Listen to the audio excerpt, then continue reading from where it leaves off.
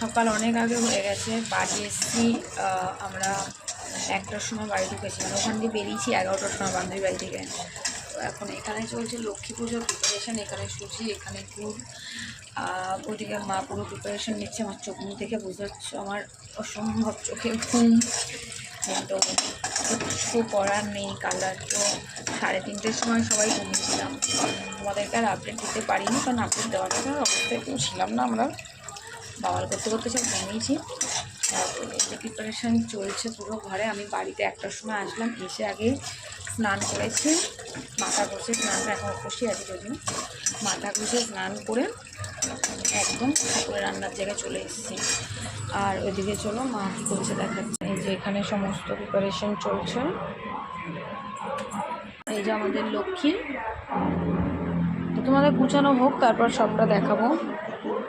দেখতে পাচ্ছ তো সবার বাড়িতে মোটামুটি কোজাগুড়ি লক্ষ্মী পুজো হয়, মানে যারা যারা বাঙাল আর কি। এখন তো আগে তো জানতাম লক্ষ্মী পুজো সবার বাড়িতেই হয়, বাট এখন জানি হ্যাঁ হয়, কিন্তু বাঙাল আর এদেশি রুটির মধ্যে একটা ব্যাপার থাকে। তো এই যে এখানে হচ্ছে কী বলো, কতটা ময়দা দিচ্ছ? অত ময়দা লাগবে নাকি?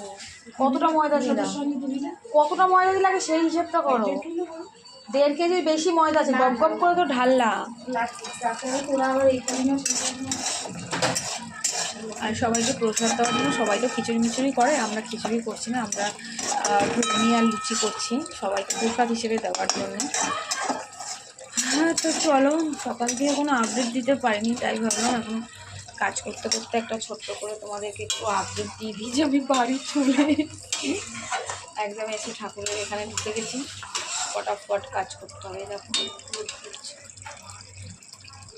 ফটাফট করতে হবে, কোনো রকম দেরি করা যাবে না, খুব কাজ করতে হবে। তোমার দাদা ওই বাড়িতে ঘুমাচ্ছে না, কাঁচা ধোয়া করছে, সমস্ত কাঁচা ধোয়া করছে। ও বললো মেশিনে দিয়ে আমি কেচে নিচ্ছি। আসলে নতুন নতুন তো ওই জন্য খুব আগ্রহ হয়েছে, বুঝতে পারলে। তো ও আসছে কাচু, আর ও কেচে একটু ঘুমাবে, আমি এখানে কমপ্লিট করি। চলো পরে আবার তোমাদের সাথে কথা বলবো।